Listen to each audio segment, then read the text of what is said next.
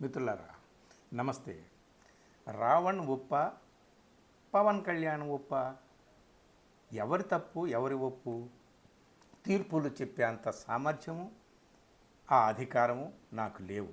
కానీ ఈ రావణ్ ఎపిసోడ్లో కొన్ని పాఠాలైతే మనం నేర్చుకోవాల్సినవి కనిపిస్తున్నాయండి. అది చెప్పడానికి ఈ చిన్న వీడియో అన్నమాట. ఒకటి ముఖ్యంగా గమనించాల్సింది, జో జీతా వహీ సికందర్ అంటారే, గెలిచిన వాడే చక్రవర్తి. సో జిస్కీ లాఠీ ఉస్కీ వయస్ అని కూడా అంటారు. కర్ర ఉన్నవాడిదే బర్రె అని అర్థం అన్నమాట. బలవంతుడు ఏం చేసినా చెల్లుతుంది. కానీ ఆ బలవంతుడిని చూసి మనం అన్నీ చేయలేం. రావణ్ ఎపిసోడ్లో నేర్చుకోవాల్సినటువంటి మొదటి పాఠం అన్నమాట. ఇక్కడ రావణ్ ఏమన్నాడు? ఆయన నా అభిమాన హీరో, ఆయన నేను పూజించాను, ఆరాధించాను, గౌరవించాను, ప్రేమించాను, ఆయనలాగే నడుచుకోవాలని చెప్పి నేను వ్యవహరించాను, ఆయన భాషనే వాడాను, తప్పేంటి అంటున్నాడు. నిజంగా తప్పే. పులిని చూసి వాత పెట్టుకోవడం అంటే ఇదే. సెలబ్రిటీస్ ఏమైనా చేస్తారు, ఏమైనా చేసి ఏమైనా చెల్లించుకుంటారు. అది వాళ్ళకి చెల్లుబాటు అవుతుంది, అందరికీ అవ్వదు. ఈ విషయం అందరూ తెలుసుకోవాలన్నమాట. పులిని చూసి నక్క వాత పెట్టుకోవద్దు అనేటటువంటిది ఇదిగో ఇక్కడే వర్తిస్తుంది. కోర్టులో ఆ వాదన నిలబడుతుందో లేదో నాకు తెలియదు. కానీ నిజంగా రావణ్ అనే వ్యక్తి నిజంగానే తను ఆరాధించే హీరోని అనుసరించి తనకు తెలియకుండానే ఇందులో ఇరుక్కున్నాడా అని అనిపిస్తుంది. మొట్టమొదటిగా మనం తెలుసుకోవాల్సినటువంటి, నేర్చుకోవాల్సినటువంటి, గమనించాల్సినటువంటి పాఠం ఇది రావణ్ నుంచి అన్నమాట. అంటే తన అభిమాన హీరో ఏ విధంగా మాట్లాడేవాడు, ఏ లాంగ్వేజ్ వాడేవాడు, సరిగ్గా అదే లాంగ్వేజ్ వాడి, అదే బాడీ లాంగ్వేజ్ చూపించి తనలో తన హీరోని ఆవిష్కరింపజేసి అందరి ముందు కూడా తాను కూడా ఒక హీరోలాగే ఎదగాలని అనుకున్నాడు. ఆ పప్పులు అందరి విషయంలో ఉడకవరా నాయన, ఒక పవన్ కళ్యాణ్ లాంటి వాళ్ళ విషయంలో ఉడుకుతాయి. మెగాస్టార్కి తమ్ముడు ఆయన, సాక్షాత్తు పవర్ స్టారు. ఆయన ఏం మాట్లాడినా చెల్లుతుంది, ఎవరిని ఏం తిట్టినా చెల్లుతుంది, చెప్పు చూపించినా బూటు చూపించినా చెల్లుతుంది, ఏమన్నా సరే, ఏ ఉద్రేకంగా ఊగిపోయినా రెచ్చిపోయినా ఏం చేసినా చెల్లిపోతుంది. కానీ ఒక సామాన్యుడికి చెల్లుతుందా? చెల్లదు అని చెప్పి ఇదిగో ఈ ఎపిసోడ్ మనకు చెప్తుంది రావణ్ విషయంలో. మరి కోర్టులో రావణ్ ఇదే ఆర్గ్యుమెంట్ పెడితే కోర్టు వారు ఏం చేస్తారో మనకు తెలియదు. మరి పవన్ కళ్యాణ్ మాట్లాడితే లేని తప్పు ఈయన మాట్లాడితే తప్పు ఏంటని కోర్టు అడిగింది అనుకోండి, మనకు తెలియదు. అప్పుడు పవన్ కళ్యాణ్ గారు నేనేం తప్పు పట్టలేదు, నన్ను అభిమానించే వాళ్ళు ఎవరో కేసులు పెడితే నాకేం తెలుసు అని ఆయన తప్పించుకోవచ్చు. కానీ పవన్ కళ్యాణ్ చుట్టూనే రావణ కేసు తిరుగుతుంది. కాబట్టి ఇక్కడ మనం రావణ విషయంలో గమనించాల్సినటువంటి పాఠం ఇది. ఇంకొకటి, పవన్ కళ్యాణ్ విషయంలో సెలబ్రిటీస్ పబ్లిక్ ఫిగర్స్గా ఉన్నటువంటి వాళ్ళు సినిమా హీరోలు కావచ్చు, రాజకీయ నాయకులు కావచ్చు, కార్పొరేట్స్ కావచ్చు, ఎవరైనా సరే వాళ్ళకి చాలా బలం ఉంటుంది. అర్ధబలం, అంగబలం, అన్ని బలాలు వాళ్ళకు ఉంటాయి. ముఖ్యంగా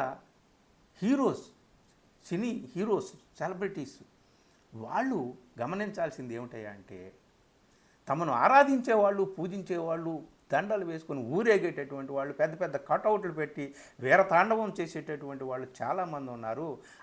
అంతటితోనే ఆగరు.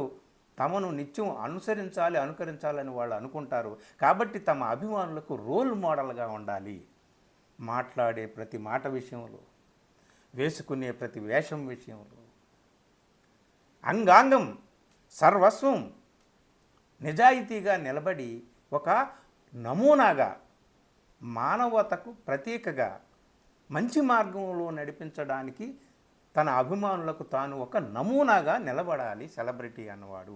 ఇది పవన్ కళ్యాణ్ లాంటి వాడు. పవన్ కళ్యాణ్ గుర్తిస్తారో గమనిస్తారో మనకు తెలియదు. కానీ తన గతంలో మాట్లాడినటువంటి మాటలు, చేసినటువంటి చేష్టలు, వాడినటువంటి భాష, అది తనను అభిమానించి ప్రాణంగా అభిమానించినటువంటి వాడిని చివరికి ఎలా మార్చింది అనేటటువంటిది ఆయన గమనిస్తాడో లేదో తెలియదు. కానీ భవిష్యత్తులోనైనా సెలబ్రిటీస్ అనేటటువంటి వాళ్ళు ఈ విషయాన్ని గమనించాలి. ఇదొక పాఠం అన్నమాట.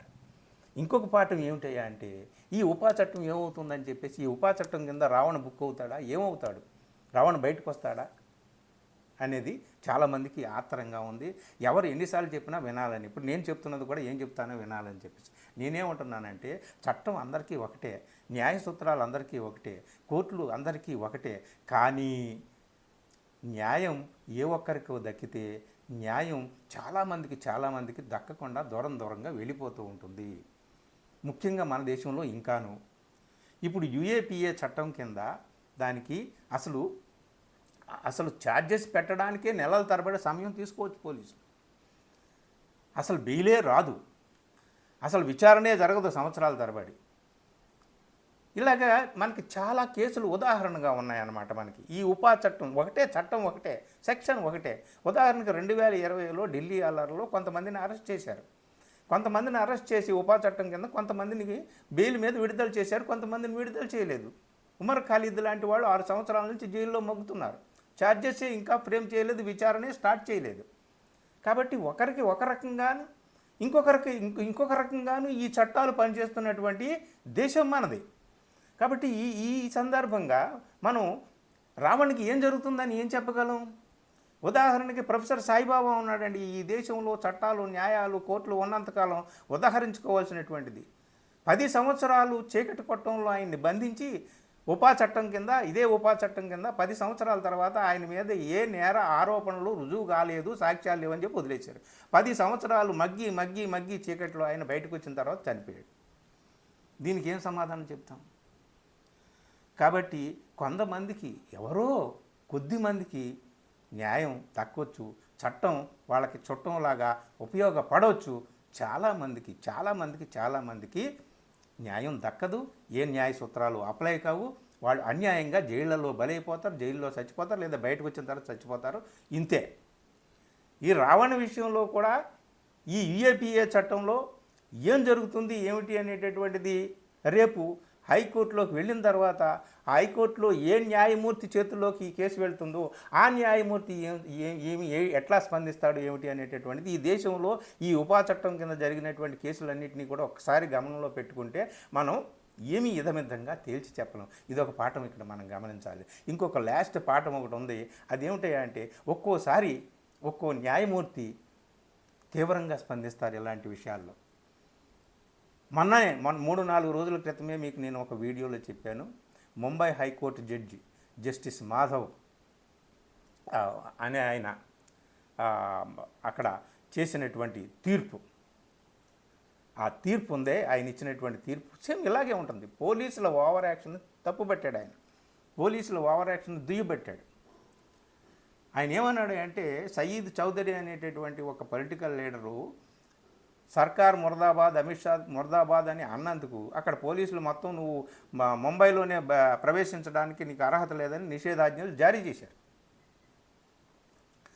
సో అప్పుడు ఆ జస్టిస్ మాధవ్ అనే ఆయన ఏం చెప్పాడంటే, మీరు పోలీసులు సర్వెంట్లు, సీఎంకి పిఎంకి సర్వెంట్స్ కాదు, మీరు పబ్లిక్ సర్వెంట్స్, మీ లిమిట్స్లో మీరు ఉండండి, ఏమనుకుంటున్నారా అని చెప్పేసి, దేశంలో ప్రజలందరినీ కూడా బానిసలుగా మార్చాలని అనుకుంటున్నారా అని చెప్పేసి ఆయన చేవాట్లు పెట్టాడు. ఆ సందర్భంగా రాజ్యాంగం ఇచ్చినటువంటి వాక్ స్వాతంత్ర్యం ఏంటి, ఆర్టికల్ 19 ఏంటి, 21 ఏంటి, ఇవన్నీ కూడా చెప్పాడు. అటు పాలకులకి, పోలీసులకి అందరికీ కూడా మొట్టికాయలు వేశాడు. ఏమో సో ఆ విధంగా మీరు ఒకవేళ ఈ హైకోర్టులో ఎవరి చేతుల్లోకి ఈ కేసు వెళ్తుందో, ఏ న్యాయమూర్తి ఏ విధంగా స్పందిస్తారో మనకు తెలియదు. రావణ్ కేసు విషయంలో ఎలాంటి పరిణామాలు సంభవిస్తాయో మనకు తెలియదు. కానీ ఈ దేశంలో చట్టం ఒక్కొక్కసారి మాత్రమే కొందరికి చుట్టంలా పనికి రావచ్చు. కానీ చాలా సందర్భాల్లో ఏలుబడిలో ఉన్నటువంటి వాళ్ళు, అధికార పీఠాల మీద ఉన్నటువంటి వాళ్ళు తమ ప్రత్యర్థుల్ని బలి చేయడానికి ఈ చట్టాన్ని వాడుకుంటారు. చాలా సందర్భాల్లో ఆ చట్టం వాళ్ళకే ఉపయోగపడుతుంది, ఎవరికి, పాలకులకే ఉపయోగపడుతుంది అన్నమాట. సో ఈ కేసులో ఏం జరుగుతుంది ఏమిటి అనేటటువంటిది మనం చూడాలి. ఇది కూడా ఒక పాఠం. ఒకవేళ ముంబై హైకోర్టులో ఆ జస్టిస్ మాధవ్ ఇచ్చినటువంటి తీర్పు లాంటిది ఏదైనా వస్తే రావణ్ బయటపడవచ్చు, లేదంటే అసలు చెప్పలేము దీని మీద ఏం జరుగుతుంది ఏమిటి అనేటటువంటిది. కానీ అది కూడా ఒక పాఠం. ముంబై హైకోర్టు జడ్జి ఇటీవలనే ఇచ్చినటువంటి తీర్పు కూడా ఒక పాఠం అన్నమాట. ఏది ఏమైనా సరే ఓవరాల్గా మిత్రులారా, బలవంతులు, సంపన్నులు, పాలకులు వాళ్ళు చట్టాలని తమ చుట్టాలుగా వాడుకుంటారు. ప్రత్యర్థుల్ని ఏం చేయాలో అదే చేయడానికి వాళ్ళు కంకణం కట్టుకుంటారు. ఏం జరుగుతుందో మనకు తెలియదు. ఏది ఏమైనా సరే మన నోరు అదుపులో పెట్టుకోవాలి, మంచి భాష వాడాలి అనేటటువంటిది ఒక పాఠం నేర్చుకుంటాం. కానీ ఒక్క మాట కూడా దుర్భాష మాట్లాడకుండా వ్యాఖ్యానం చేసినటువంటి వాళ్ళని కేసులు పెట్టి ఇరికించడానికి చూశారు చాలామందిని. రావణ్ లాంటి వాళ్ళు ఒకళ్ళు ఇద్దరు ఉంటారు. 99% ఒక్క మాట కూడా పొరపాటు మాట మాట్లాడినటువంటి వాళ్ళే చాలామంది ఈ కేసుల్లో ఇరుక్కున్నారు. కానీ ఇష్టం వచ్చినట్టు బూతులు తిట్టి నానా రకాలుగా వేరే మతాల వాళ్ళని తిట్టనటువంటి వాళ్ళు కూడా కొంతమంది ఉన్నారు ఇక్కడ. నేను ఇక్కడ పేర్లు ఏం చెప్పక్కర్లేదు. బైబిల్ గ్రంథాన్ని పట్టుకొని బండ బూతులు తిట్టినటువంటి ఒక వ్యక్తినే కదా రావణ్ టార్గెట్ చేసి మాట్లాడాడు. ఆ వ్యక్తి మాట్లాడినటువంటి మాటలు, ఆ వీడియోలు, ఆ థంబ్నెయిల్స్ చూస్తే ఇదిగో మరి ఆయనకి ఈ రూల్ వర్తించదా అంటే వర్తించదు. ఈ దేశంలో కొందరికే కొన్ని చట్టాలు వర్తిస్తాయి, కొన్ని న్యాయ సూత్రాలు వర్తిస్తాయి, కొన్ని నీతి సూత్రాలు, కొన్ని ధర్మ సూత్రాలు వర్తిస్తాయి. చాలామందికి ఏమి వర్తించవు. ఏలిన వారు ఏం అనుకుంటే అదే జరుగుతూ ఉంటుంది. అయితే రావణ్ కేసులో ఏలిన వారు అనుకున్నట్టు జరుగుతుందా, చట్టం ఏం చెప్తుందో అలా జరుగుతుందా, లేదా ఆ సమయానికి ఏ న్యాయమూర్తి చేతుల్లో ఈ కేసు వెళ్తుందో ఆ న్యాయమూర్తి ఎలా స్పందిస్తే అలా జరుగుతుందా ఏమిటి అనేటటువంటిదే మనం చూడాలి. ఓవరాల్గా గమనించాల్సినటువంటి పాఠాలు ఇవి. మిత్రులారా, మీరు అర్థం చేసుకుంటే మిత్రులకు షేర్ చేయండి. Thank you.